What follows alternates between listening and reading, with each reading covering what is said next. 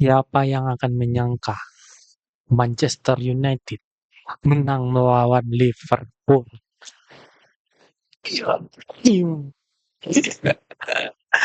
Inilah saatnya kawan-kawan. Inilah saatnya kita keluar gua.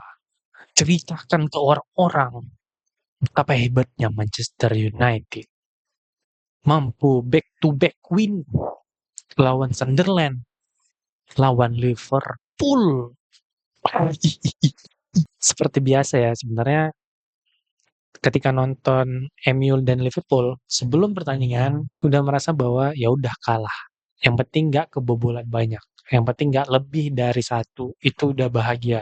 Itu udah cukup. Dan berharap bahwa MU bakal menang itu sebenarnya sebuah apa ya berlebihan gitu buat merasa MU bakal menang. Ternyata MU bisa menang melawan Liverpool. Ini kronologi singkat permainannya. Ini mungkin kalian udah lihat highlight-nya, udah lihat gol-golnya, tapi aku akan ceritakan sedikit sebentar aja. Jadi di awal-awal pertandingan, MU mencoba menyerang. Lalu di sebuah momen, Bruno Fernandes ngoper ke Amad Diallo. Lalu Amad Diallo lari tuh dari sisi kanan lari ke depan. Lalu dia mengoper ke Bryan Mbeumo, Bruno dapat, lalu dia shooting dan gol. Itu gol pertama. Lalu ada momen ketika menit 80-an, Gakpo mencetak gol dan itu golnya gol yang menurutku gol-gol ya Allah, gol-gol mudah gitu. Dimana itu umpan silang, kok di Gakpo kosong sendiri, cetak gol, tendang ya, dan ya udah gitu kebobolan. Dan satu sama. Dan itu menit 80-an apanya, 83 kah atau 82, itu lupa. Dan banyak banget fans MU yang merasa bahwa wah ini mah imbang aja udah syukur nih. Jangan sampai kebobolan lagi karena udah was-was nih, udah was-was. Apakah bakalan kebobolan gitu di menit terakhir? Keajaiban pun datang ketika Harry Maguire di kotak penalti mendapatkan umpan dari Bruno Fernandes lalu dia sundul dan akhirnya gol. Siapa yang menyangka bahwa Harry Maguire banyak orang yang meragukan di belakangan games dia jadi cadangan terus. Banyak yang mengira bahwa dia itu masih yang dia yang dulu, yang sebagai memes, sebagai tingkah konyol, sebagai badutnya MU. Dari kemarin ketika melawan Liverpool, dia tampil luar biasa sebagai starter. Siapa yang menyangka? Siapa yang menyangka? Banyak orang yang mulai merasa bahwa dia memang pantas jadi starter di timnas Inggris dan banyak yang apresiasi tuh, bahwa Harry Maguire tuh memang bagus saja kemarin ya. Ketika bertahan dia bagus, ikut menyerang juga dia bagus. Keren. Harry Maguire keren. Hormat setinggi-tingginya, mohon maaf ketika dulu pernah ngeceng-cengin. Kita akan kasih kredit-kredit untuk pemain-pemain yang permainan yang bagus di pertandingan kemarin. Pertama itu udah Ahmad Diallo, bagus banget. Dia kayak benar-benar memberikan 100% kemampuannya. Dia kayaknya udah mulai beradaptasi dengan sebagai attacking apa itu ya? Attacking with back ya, kalau nggak salah. EWB, AWB. Ya itulah pokoknya dia udah kayaknya udah mulai terbiasa, udah mulai adaptasi dan bagus banget. Dia tandemnya dengan Bryan Mbeumo kayaknya udah cocok. Dan beberapa dia ngasih umpan-umpannya bagus, syutingannya juga bagus, beberapa dia yang on target. Itu bagus banget Amad Diallo. Kayaknya dia bakalan akan terus starter. Lalu yang perlu dikasih kredit lagi adalah De Ligt. De Ligt juga bagus banget. Pertahanannya solid 90 menit lebih. Apalagi di menit 10 menit terakhir Liverpool tuh bermain sangat sangat menyerang, butuh konsentrasi banget. MU bertahan dan De Ligt tuh beberapa kali kayak tacklingnya, hadangannya, headingnya itu bagus-bagus banget. Selanjutnya adalah the best keeper in the world. Berlebihan ya. The best keeper di MU. Nah, tuh. Sen Lemans. Sesuai prediksiku di pertandingan kemarin, banyak orang berharap dia akan jadi starter lagi dan dia betul jadi starter dan dia tidak mengecewakan, permainnya bagus banget. Bagus banget. Kalau nggak salah dia jadi rating tertinggi ya. Lemans sih masa depannya MU kayaknya kita udah menemukan salah satu puzzle kekurangan MU yaitu seorang kiper. Dan kita lihat aja bagaimana persaingan antara Onana dan Lamens di musim depan. Apakah mereka akan bergantian? Apakah ini akan jadi persaingan sehat? Ataukah salah satu akan dijual? Nah, kita lihat aja tuh. Yang pasti sih Bayindir kayaknya susah sih Bayindir. Susah banget. Kritikan beberapa pemain yang masih belum menunjukkan perform terbaiknya. Lagi-lagi Ugarte. Anjir. Ugarte diganti menggantikan Casemiro ya kalau nggak salah antara Casemiro sama Bruno Fernandes dan aduh permainnya masih kurang. Inilah kita jadi kelihatan gitu. Jadi tahu alasan Ruben Amorim kenapa make Casemiro terus gitu. Alasannya karena memang nggak ada kualitas yang bisa, jangankan Bruno, Casemiro aja tuh nggak ada gitu. Ugarte, ya Allah, kayak di pertandingan kemarin aja itu ada satu momen yang pasti ini kenotis semua manajer, kenotis semua staff-staff kepelatihan. Jadi ada momen di mana ada dua pemain Liverpool mencoba mendekati kotak penalti, lalu pemain Liverpool yang bawa bola ini mengoper kepada lawannya. Nah, Ugarte mencoba menghadang pemain yang membawa bola tersebut. Ketika bolanya dioper, Ugarte-nya malah berdiri diam, nggak ngejar.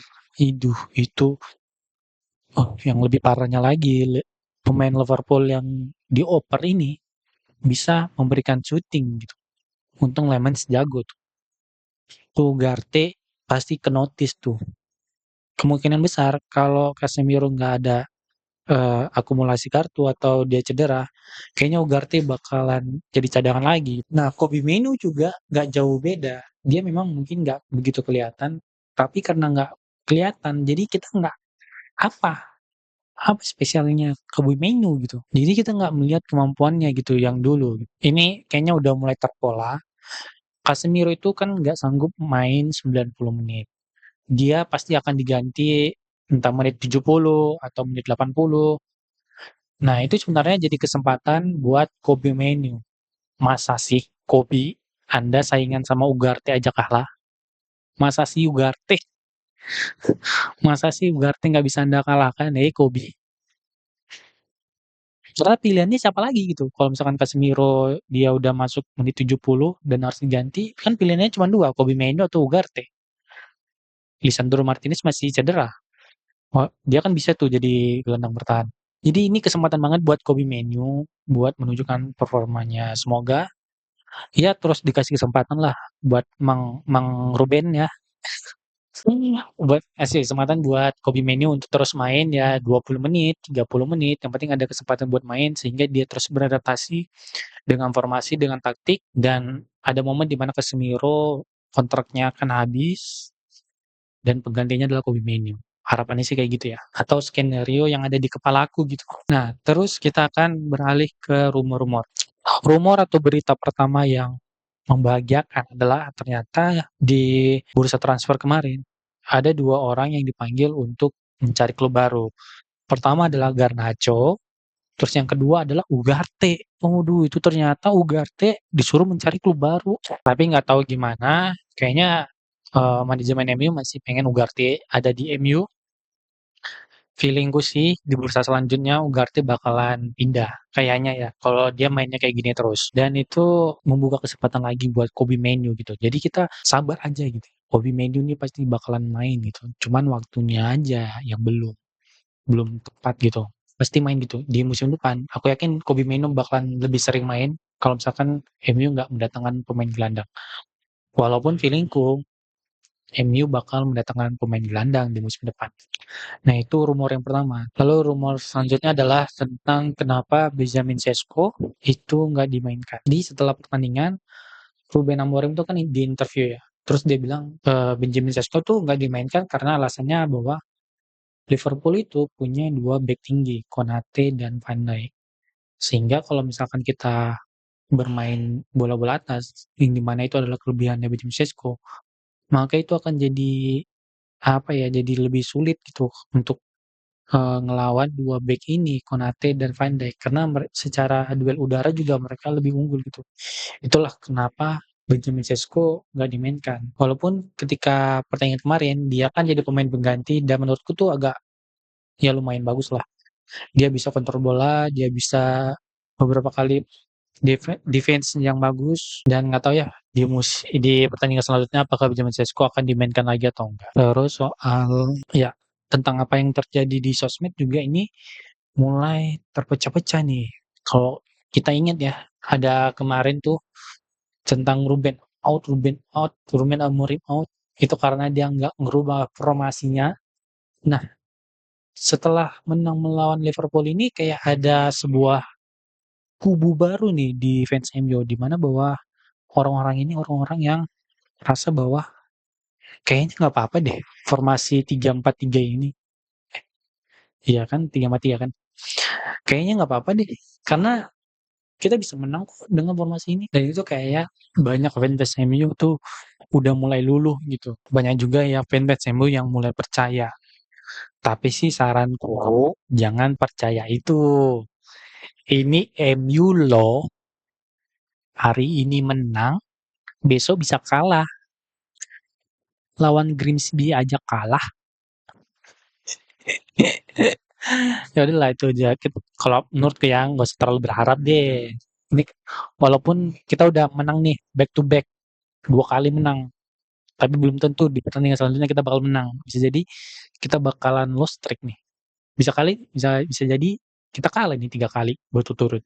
Siapa tahu kan? Ya begini aja lah analisa tentang pertandingan kemarin. Semoga kita bertemu di pertandingan selanjutnya ya. Bye bye.